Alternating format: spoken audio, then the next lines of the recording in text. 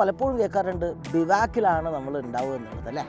ബിവാക്ക് എന്ന് പറയുന്നത് എന്താണ്? ലോകത്തിൽ തന്നെ ഏറ്റവും കഠിനമായ ദക്കാർ റാലിയുടെ ഹൃദയമെന്നറിയപ്പെടുന്ന ഒന്നാണ് ഈ ബിവാക്ക്. അതെന്താണ്, അതിന് പ്രാധാന്യം എന്താണ് എന്നതിനെക്കുറിച്ചാണ് ഈ വീഡിയോയിൽ നമ്മൾ സംസാരിക്കുന്നത്.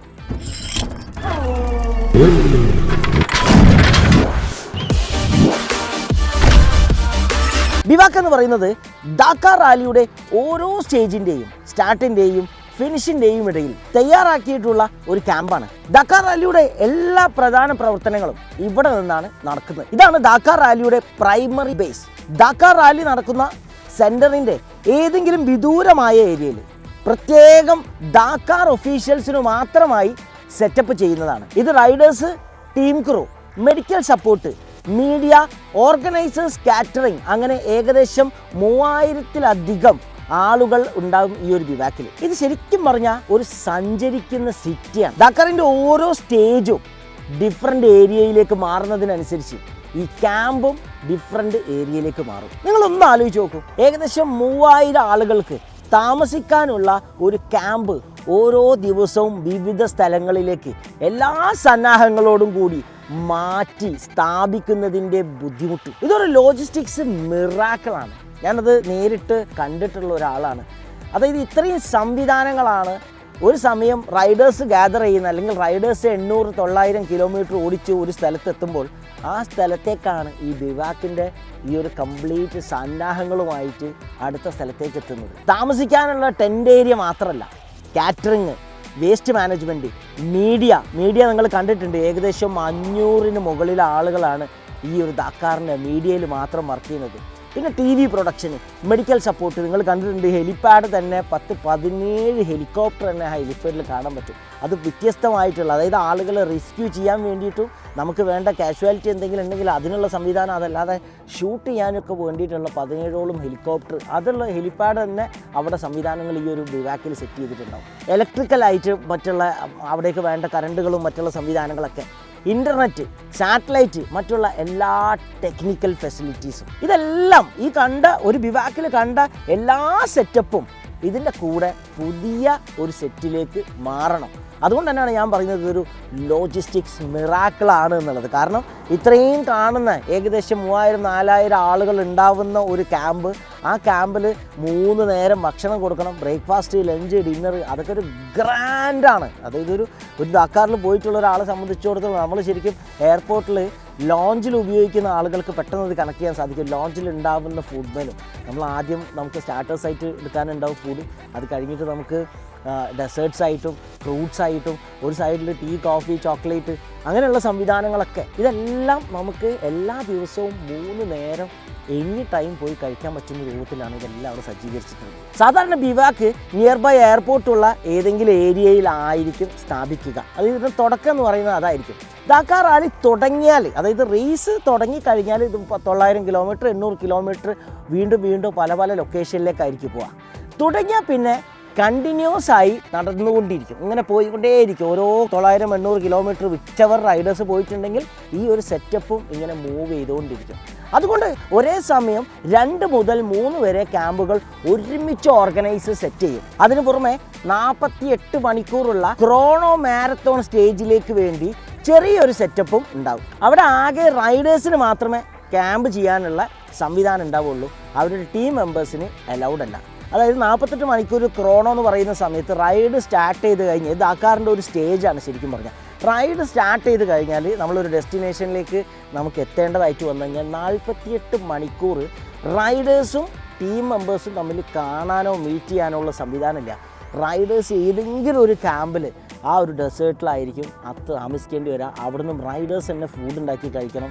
ബൈക്കിന് എന്തെങ്കിലും മെക്കാനിക്കൽ ഇഷ്യൂ ഉണ്ടെങ്കിലും, ട്രക്കിന് എന്തെങ്കിലും, വോട്ടെവർ നമ്മൾ മെഷീൻസ് ഏതാണ്, അതിനെന്തെങ്കിലും ഇഷ്യൂ ഉണ്ടെങ്കിൽ പോലും നമ്മൾ സ്വയം അത് ഫിനിഷ് ചെയ്യണം, അല്ലെങ്കിൽ അതെല്ലാം തരണം ചെയ്യണം എന്നുള്ളതൊരു ടഫസ്റ്റ് ആയിട്ടുള്ള ഒരു ഏരിയ ആണ് ദക്കാറിൻ്റെ. അതുകൂടാതെ ബിവാക്കിൽ എന്തൊക്കെയാണ് സൗകര്യങ്ങളുള്ളത് എന്നുള്ളതും കൂടെ നമുക്ക് നോക്കാം.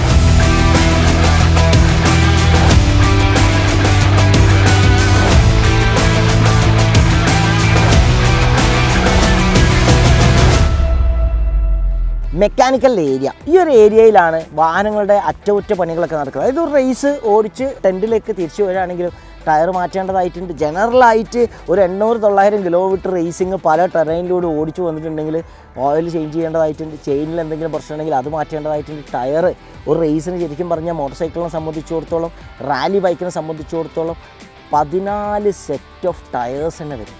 അതായത് ഒരു റൈഡ് കഴിയുന്ന സമയത്തും ടയർ കംപ്ലീറ്റ് മാറ്റും. പിന്നെ നല്ല ജമ്പൊക്കെ അടിച്ച് നല്ല ഇമ്പാക്റ്റ് വീലിനൊക്കെ പറ്റിയിട്ടുണ്ടെങ്കിൽ വീലിന് കംപ്ലീറ്റ് വീല് ചേഞ്ച് ചെയ്യാനുള്ള സംവിധാനങ്ങൾ ചെയ്യും. അങ്ങനെ ഒരു റൈഡർ തിരിച്ചു വന്നു കഴിഞ്ഞാൽ ഒരുപാട് വർക്കാണ് ആ ഒരു ബൈക്കിന് ഉണ്ടാവുക, അല്ലെങ്കിൽ ഏതാണോ വെഹിക്കിൾ അതിനുണ്ടാവുക. എല്ലാ രാത്രി മെക്കാനിക്കൽസ് അടുത്ത ദിവസത്തേക്കുള്ള അവരുടെ ടീമിൻ്റെ ബൈക്കുകൾ സെറ്റ് ചെയ്യുന്നത് ഈ ഒരു ടെൻറ്റിൽ നിന്നാണ്. ഈ പറയുന്ന പണികളെല്ലാം സെറ്റ് ചെയ്യുന്നത് ഈ ഒരു ടെൻറ്റിൽ നിന്നാണ്. മെഡിക്കൽ സജ്ജീകരണങ്ങളും വലിയ അപകടങ്ങൾ മുതൽ ചെറിയ മുറിവുകൾ വരെ കൈകാര്യം ചെയ്യാൻ ഇവിടെ മെഡിക്കൽ ടീം സജ്ജമാണ്. അതൊരു ഹെവി ആയിട്ടുള്ള ഒരു ടീം തന്നെയാണ് മെഡിക്കൽ ടീം എന്ന് പറയുന്നത്. ഞാൻ പറഞ്ഞു ഹെലികോപ്റ്ററിൽ മെഡിക്കൽ ടീമുണ്ട്. അതല്ലാതെ ഒരുപാട് കാഷ്വാലിറ്റി നിങ്ങൾക്ക് സ്ഥലങ്ങൾ അവിടെ കാണാൻ പറ്റും. ബിക്കോസ് രാവിലെ ടെൻറ്റിൽ നിന്ന് സത്യത്തിൽ പോയിട്ടുണ്ടെങ്കിൽ വൈകുന്നേരം തിരിച്ചു വരുമ്പോഴൊക്കെ തിരിച്ചുവരവുണ്ടോ എന്ന് തന്നെ അറിയാത്ത സാഹചര്യത്തിലാണ് ഓരോ റൈഡേഴ്സും ടെൻറ്റിൽ നിന്ന് പോണത്. മാത്രമല്ല വരുന്ന സമയത്ത് അതിന് എന്തെങ്കിലും ഇഞ്ചുറി പറ്റിയിട്ടുണ്ടോ. ഇപ്പോൾ ഹീറോ ടീമിനെ സംബന്ധിച്ചിടത്തോളം ഫസ്റ്റ് ഡേ തന്നെ ഹീറോ ടീമിലെ ആ പ്രൊലോഗ് റൗണ്ടിൽ തന്നെ ഒരാൾക്ക് കാര്യമായിട്ടുള്ള ഒരു പരിക്കുണ്ടായി. റൗണ്ടിൽ നിന്നും പുറത്തായി. വളരെ ഇഞ്ചുറി ആയിട്ടാണ്, കൈക്ക് ഇഞ്ചുറി ആയിട്ടാണ് തിരിച്ചു വന്നിട്ടുള്ളത്. അതിനപ്പുറത്തേക്ക് കുറേ ദിവസങ്ങൾക്ക് ശേഷം വീണ്ടും കഴിഞ്ഞ വർഷത്തെ വേൾഡ് ചാമ്പ്യൻ ആയിട്ടുള്ള റോസ് ബ്രാഞ്ചിന് പോലും ഇഞ്ചുറി ഉണ്ടായി. അദ്ദേഹം നല്ല ഇഞ്ചുറി, കുറേ കെട്ടുകളും കുറേ കാഷ്വാലിറ്റി ആയിട്ടാണ് തിരിച്ചു വന്നിട്ടുള്ളത്. അപ്പോൾ അത്രയും വലിയ ഇതെല്ലാം മാനേജ് ചെയ്യാനുള്ള ഒരു സംവിധാനങ്ങൾ ഈ ഒരു ദാക്കാറിലുണ്ട് എന്നുള്ളതാണ്. ഭക്ഷണത്തിൻ്റെ area which is my favourite. കാരണം ഞാൻ വളരെ എക്സൈറ്റഡ് ആയി പോയിട്ടുണ്ടായത് പ്രതിദിനം നിരവധി, അതായത് 3000-4000 ആളുകൾക്ക് വേണ്ടിയിട്ടുള്ള ഭക്ഷണം. അത് റൈഡേഴ്സ് ആയിട്ടുള്ള ആളുകൾക്ക് വളരെ പോഷകാഹാരങ്ങളുണ്ട്. അതല്ലാതെ ക്രൂ മെമ്പേഴ്സ് ആയിട്ടുള്ളതും ടീം മെമ്പേഴ്സ് ആയിട്ടുള്ള ആളുകൾക്ക് വേണ്ടിയിട്ടുള്ള പലതരത്തിലുള്ള ഭക്ഷണം. നമുക്ക് ഫുഡ് സ്റ്റാർട്ടേഴ്സ് ഉണ്ട്, ഫുഡ് മെയിൻ മെനു ഉണ്ട്. അത് കഴിഞ്ഞതിന് ശേഷം നമുക്ക് ഫ്രൂട്ട്സിൻ്റെ ഒരു സെഷൻ വേറെ ഉണ്ട്, സലാഡ്സിൻ്റെത് വേറെ ഉണ്ട്, അതല്ലാതെ ഡെസേർട്ട്സിൻ്റെത് വേറെ ഉണ്ട്. പിന്നെ ഹോട്ട് ചോക്ലേറ്റ്, കോഫി, ടീ, ഇതൊക്കെ നിങ്ങൾക്ക് ഏത് സമയവും ഈ ഒരു വിവാക്കിൻ്റെ കാറ്ററിങ് ഈ ഒരു സ്ഥലത്ത്, ഫുഡിൻ്റെ സ്ഥലത്ത് ഉണ്ടാവുമെന്ന്. വളരെ ലക്ഷറിയസ് ആയിട്ടുള്ള ഒരു സെറ്റപ്പ്. അത് എത്ര പേർക്ക്? 3000-4000 ആളുകൾക്ക് വേണ്ടിയിട്ട്. ശരിക്കും പറഞ്ഞാൽ ഞാൻ വളരെ സർപ്രൈസിങ് ആയി പോയിട്ടുള്ള ഒരു ഏരിയ ഇതായതെന്ന് പറയാൻ കാരണം ഇത്രയും ആളുകൾക്ക് പ്രതിദിനം കറക്റ്റായിട്ട് ഭക്ഷണങ്ങൾ ഇങ്ങനെ കൊടുത്തുകൊണ്ടിരിക്കുകയാണ്. നമുക്കറിയാം ഭക്ഷണം എന്നുള്ളത് വളരെ പ്രാധാന്യത്തിലുള്ളതാണ് ഓരോ ആളുകളെ സംബന്ധിച്ചിടത്തോളം. ഇത്രയും ഗ്രാൻഡായിട്ടുള്ള ഫുഡ് അത് ഈ ഒരു സ്ഥലത്ത് നിന്ന് മറ്റൊരു സ്ഥലത്തേക്ക് മാറുമ്പോൾ നമുക്കറിയാം ഒരു കല്യാണം നടത്തുകയാണെങ്കിൽ നമ്മളൊരു 3000 പേരെ കല്യാണമാണെന്ന് വിചാരിക്കുക. അതൊരു വലിയ കല്യാണം. ആ ഒരു കല്യാണത്തിലേക്ക് ഉണ്ടാകുന്ന സജ്ജീകരണങ്ങൾ എത്ര ഉണ്ടാവും. അതുപോലെ ബ്രേക്ക്ഫാസ്റ്റിനും കൊടുക്കുക, ലഞ്ചും കൊടുക്കുക, ഡിന്നറും കൊടുക്കുക. ഇതിനിടയിൽ നമുക്ക് ടീ, സ്നാക്സും, സാൻഡ്വിച്ച്, ബർഗേഴ്സ് അങ്ങനെയുള്ള ഒരുപാട് സ്നാക്സ് പല സമയങ്ങളിലായിട്ട് സ്റ്റാർട്ടേഴ്സായിട്ട് ഇങ്ങനെ കൊടുത്തുകൊണ്ടേയിരിക്കുക. ഇതാണ് പല സ്ഥലങ്ങളിലേക്ക് ബിവാക്കിൽ ഇങ്ങനെ മൂവ് ചെയ്തുകൊണ്ടിരിക്കുന്നത്, ബിവാക്ക് മാറുന്നതിനനുസരിച്ച്.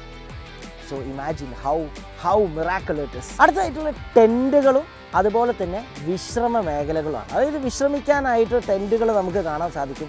ദീർഘദൂര യാത്രയ്ക്ക് ശേഷം വിശ്രമം അനിവാര്യമാണ്. ഇപ്പോൾ നമ്മൾ റൈഡേഴ്സിനെ സംബന്ധിച്ചിടത്തോളം റൈഡേഴ്സിന് ക്യാമ്പർ വാനുകൾ ഉണ്ടായിരുന്നു. നമ്മൾ ഇൻസ്റ്റാഗ്രാമിലൊക്കെ അതിൻ്റെ വീഡിയോ തന്നെ ചെയ്തിട്ടുണ്ട്. റൈഡേഴ്സിന് താമസിക്കാനായിട്ട് ക്യാമ്പർ വാനുകൾ. അത് ഓരോ ടീമിൻ്റെ കപ്പാസിറ്റി അനുസരിച്ചിട്ടാണ് ഇതൊക്കെ ഉണ്ടാവുക. ഹീറോ ടീമിനെ സംബന്ധിച്ചിടത്തോളം 3 റൈഡേഴ്സിന് 3 ക്യാമ്പർ വാനുകളുണ്ട്. അവിടെ അവർക്ക് റിലാക്സ് ചെയ്യാനും, കൂടാതെ റൈഡ് കഴിഞ്ഞ് വന്നിട്ടുണ്ടെങ്കിൽ തെറാപ്പിസ്റ്റ് ഉണ്ട്. കംപ്ലീറ്റ് നമുക്ക് ബോഡി മസാജ് ചെയ്യാനും നമുക്ക് വേണ്ട ന്യൂട്രീഷൻ എന്താണെന്നുള്ളതൊക്കെ നോക്കിയിട്ട് അതൊക്കെ കൈകാര്യം ചെയ്യാനും അതിനുള്ള സംവിധാനങ്ങളൊക്കെ ഹീറോക്ക്. അല്ലാത്ത ഒരുപാട് ടെൻറ്റുകൾ ഈ ക്രൂ മെമ്പേഴ്സ് ആണെങ്കിലും റൈഡേഴ്സ് ആണെങ്കിലും ഒക്കെ അവർക്ക് വേണ്ടിയിട്ടുള്ള ഒരുപാട് ടെൻറ്റുകൾ നമുക്ക് ഈ ഒരു ദാക്കാറിൻ്റെ ബിവാക്കിൽ കാണാൻ സാധിക്കും. അതായത് 100 കണക്കിന് ടെൻറ്റുകളാണ്. ചിലത് നമ്മൾ ട്രക്കിൻ്റെ മേലെ ടെൻറ്റ് ചെയ്തിട്ടുണ്ട്, വലിയ മോൺസ്റ്റർ ജയൻ ട്രക്കിൻ്റെ മേലെ. ചിലത് ഗ്രൗണ്ടിൽ തന്നെ വളരെ നിരനിരയായിട്ട് ടെൻറ്റ് ചെയ്തിട്ടുണ്ട്. ഇതിലാണ് മെക്കാനിക്സും പല ക്രൂ മെമ്പേഴ്സൊക്കെ താമസിക്കുന്നത്. അങ്ങനെ പല സംവിധാനങ്ങളാണ് ഈ ഒരു ബിവാക്കിൽ താമസിക്കാൻ വേണ്ടിയിട്ടുള്ളത്. ബിവാക്കിലാണ് പ്രതിദിനം അടുത്ത ദിവസത്തെ മാർഗനിർദ്ദേശങ്ങൾ ഇവിടെ നിന്ന് ലഭിക്കുന്നത്. അതായത് പ്രതിദിനം എന്ന് പറയുമ്പോൾ രാവിലെ റാലി സ്റ്റാർട്ട് ചെയ്യുകയാണെങ്കിൽ ആ റാലി സ്റ്റാർട്ട് ചെയ്യുന്നതിൻ്റെ 5 മിനിറ്റ് മുന്നെയാണ് ഈ റോഡ് ബുക്ക് കിട്ടുക. ഈ റോഡ് ബുക്ക് എന്ന് പറയുന്നത് ഏകദേശം 700-800 കിലോമീറ്റർ റൈഡർ ഓടിക്കണം എന്ന് പറഞ്ഞിട്ടുണ്ടല്ലോ. ആ 700-800 കിലോമീറ്റർ ഓടിക്കേണ്ടത് ഏത് വേഗതയിലാണ് ഇത്ര കിലോമീറ്റർ ഓടിക്കേണ്ടത്, ആ കിലോമീറ്റർ അതിൽ മെൻഷൻ ചെയ്തിട്ടുണ്ടാവും. ആ കിലോമീറ്റർ നമുക്കിതിൻ്റെ ഈ കൺസോളിൽ കാണാൻ സാധിക്കും. അതായത് നമ്മളെ ഈ ടവർ എന്ന് പറയുന്നതിൽ ഇപ്പോൾ ഇന്ന് ഡിജിറ്റലായി ശരിക്കും പറഞ്ഞാൽ കഴിഞ്ഞ റേസുകളിലൊക്കെ ഈ റോഡ് ബുക്ക് എന്ന് പറയുന്നത് ബുക്കായിട്ടുണ്ടായിരുന്നു. അതുകൊണ്ടാണ് റോഡ് ബുക്ക് എന്ന് തന്നെ പറയുന്നത്. അപ്പോൾ അതിങ്ങനെ റൈഡർ തിരിച്ചിങ്ങനെ കൊടുക്കണം, അപ്പോൾ മാത്രമേ ഉള്ളൂ സൈനേജുകൾ കാണിക്കാം. ഒരുപാട് സൈനേജുകളാണ് ഈ റോഡ് ബുക്കിൽ ഉണ്ടാവുക. ഈ സൈനേജുകൾ അനുസരിച്ചിട്ടാണ് റൈഡേഴ്സ് റാലിയിൽ ഓടിക്കേണ്ടത്. ഇതിൽ നമ്മൾ ഒരു നോർത്ത് വെസ്റ്റ് സൗത്ത് എന്ന് പറയുന്ന ആ ഒരു സംവിധാനം ഉണ്ടല്ലോ, അതിൽ റൈഡേഴ്സിന് മാർക്ക് ചെയ്ത് കൊടുത്തിട്ടുണ്ടാവും, റോഡ് ബുക്കിൽ കാണിച്ചിട്ടുണ്ടാവും. നിങ്ങൾ 60 ഡിഗ്രി വണ്ടി പിടിക്കുകയാണെങ്കിൽ ആ റൂട്ടിലാണ് നിങ്ങൾ യാത്ര ചെയ്യേണ്ടത്. അതിൽ നിങ്ങൾ ഇത്ര കിലോമീറ്റർ വേഗതയിലേ പോകാൻ പറ്റുള്ളൂ. ചിലത് നിങ്ങൾ ഫാസ്റ്റായിട്ട് പോകേണ്ടതാണ്, ചിലത് നിങ്ങൾ ഫാസ്റ്റായിട്ട് പോയാൽ ഔട്ടാവുന്ന സാഹചര്യങ്ങൾ, നമ്മൾ പോയിൻ്റ് കുറയേണ്ടതായിട്ടുണ്ട്. ഇതിൽ ഇങ്ങനെ പല പല സൈനേജുകളാണ് നമുക്കുണ്ടാവുക. GPS എന്ന് പറയുന്ന സംവിധാനം നമുക്കുണ്ടാവില്ല. GPS ഉണ്ട്, പക്ഷേ നമ്മുടെ നാട്ടിൽ ഉപയോഗിക്കുന്ന അല്ലെങ്കിൽ നമ്മൾ ഉപയോഗിക്കുന്ന GPS അല്ല. ഇതിൽ GPS നമ്മൾ എവിടെയാണെന്ന് കണ്ടുപിടിക്കാൻ വേണ്ടി മാത്രമുള്ളതാണ്. ഇതൊന്നും നമുക്ക് റേസിൽ പ്രാവർത്തികമായിട്ട് ഉപയോഗിക്കാൻ സാധിക്കില്ല എന്നുള്ളതാണ്. നമ്മൾ ഈ ഒരു വിദൂരമായ ഈ ഒരു ഡെസേർട്ടിലേക്ക് എടുത്തു പോകുന്ന സമയത്ത് പല സൈനേജുകളും പല മാർക്കിങ്സുകളും ഇതിൽ കൊടുത്തിട്ടുണ്ട്. ഇത് നമുക്ക് വളരെ ട്രെയിനിങ് ചെയ്യേണ്ടതായിട്ടുള്ള ഒരു റോഡ് ബുക്കാണ്. അങ്ങനെ പഠിച്ചാൽ മാത്രമേ ഉള്ളൂ എന്തൊക്കെ കോഷനാണ്, പ്രിക്കോഷനാണ്, ഏത് സ്പീഡിൽ പോകണം, എത്ര സ്ലോയിലാണ് നമ്മൾ പോകേണ്ടതെന്നൊക്കെ നമുക്ക് പഠിക്കാൻ സാധിക്കും. ഇങ്ങനെയൊക്കെ പോകുന്ന സാഹചര്യത്തിൽ ഇത് തെറ്റിയിട്ടുണ്ടെങ്കിൽ സത്യത്തിൽ നമുക്ക് ഒരുപാട് സമയം നമ്മളത് നഷ്ടപ്പെടേണ്ടതായിട്ട് വരും. അതുകൊണ്ട് റോഡ് ബുക്ക് എന്ന് പറയുന്നത് വളരെ വളരെ മാത്തമാറ്റിക്കലി പഠിക്കേണ്ടതും അറിയേണ്ടതുമായിട്ടുള്ള കാര്യങ്ങളാണ്. ദാക്കാറിന് പ്രത്യേകത തന്നെയാണ്. നമുക്ക് ഭയങ്കരമായിട്ടുള്ള ഒരു എൻഡ്യൂറൻസും ആരോഗ്യവും മാത്രം ഉള്ളതുകൊണ്ട് ദാക്കാറിൽ ഒരു വിജയിക്കാൻ പറ്റില്ല. നല്ല സാമർഥ്യം, നല്ല ബുദ്ധി നമ്മൾ ഉപയോഗിക്കേണ്ടതായിട്ടുണ്ട്. അതുകൊണ്ട് മാത്തമാറ്റിക്കലി ഒരു ഗെയിം തന്നെ ദാക്കാറിലുണ്ട്. അപ്പോൾ ഇതാണ് റോഡ് ബുക്കിലുള്ളത്. ഈ റോഡ് ബുക്ക് പ്രകാരമാണ് നമ്മൾ ഒരു ബിവാക്കിൽ നിന്ന് ആ ഒരു ലക്ഷ്യസ്ഥാനത്തേക്ക് അടുത്തൊരു ബിവാക്കിലേക്കോ അല്ലെങ്കിൽ അടുത്തൊരു ടെൻറ്റിലേക്കോ പോകും. അപ്പോൾ ഈ ഒരു വീഡിയോയിലൂടെ ബിവാക്ക് എന്താണ് എന്നുള്ളതും ഒരു ലോജിസ്റ്റിക്സ് മിറാക്കിൾ എന്ന് ഞാൻ പറയുന്നത് എന്തുകൊണ്ടാണ് എന്നുള്ളതൊക്കെ മനസ്സിലായിട്ടുണ്ടാവും എന്ന് പ്രതീക്ഷിക്കുന്നു. ആസ് എ റേസ് ഓർഗനൈസർ ഈ ഒരു 14 ദിവസത്തെ ഈ ഒരു ഇവൻറ്റ് പല പല കിലോമീറ്ററുകൾ, ഏകദേശം 7000-8000 കിലോമീറ്റർ യാത്ര ചെയ്യേണ്ട ഡെസേർട്ടിലൂടെ, വ്യത്യസ്തമായ ടെറൈനിലൂടെ, വെതർ കണ്ടീഷനിലൂടെയൊക്കെ യാത്ര ചെയ്ത് ഇത്രയും ക്രൂവിനെ 3000-4000 ആളുകളെ നമ്മളിങ്ങനെ പല സ്ഥലത്തേക്കും കൊണ്ടുപോയി മാറ്റി താമസിപ്പിച്ച് അവർക്ക് വേണ്ട സാധനങ്ങളും ഭക്ഷണങ്ങളും ടെൻറ്റും അവർക്ക് വേണ്ട എല്ലാ സംവിധാനങ്ങളും കൊടുക്കുന്നുണ്ടെങ്കിൽ this bivouac is actually a miracle. അതുകൊണ്ടാണ് ഞാൻ പലപ്പോഴും അങ്ങനെ തന്നെ പറയുന്നത്. Hope you understand. ദാക്കാറിലെ എടുത്തു പറയേണ്ട ഒരു സെഗ്മെൻറ്റ് തന്നെയാണ്, അല്ലെങ്കിൽ ഒരു സെക്ഷൻ തന്നെയാണ് ബിവാക്ക്. അതുകൊണ്ടാണ് അതിന് പ്രത്യേകം വീഡിയോ തയ്യാറാക്കിയിട്ടുള്ളത്. നിങ്ങളുടെ വിലയേറിയ കമൻറ്റുകൾ തീർച്ചയായിട്ടും കമൻറ്റ് ബോക്സിൽ അറിയിക്കുക. ഇതുപോലെ ഒരുപാട് മോട്ടോർ അഡ്വഞ്ചർ കോണ്ടൻറ്റുകളാണ് ഈ ഒരു ചാനൽ വന്നുകൊണ്ടിരിക്കുന്നത്. This is Murshid Banod signing off. Thank you so much.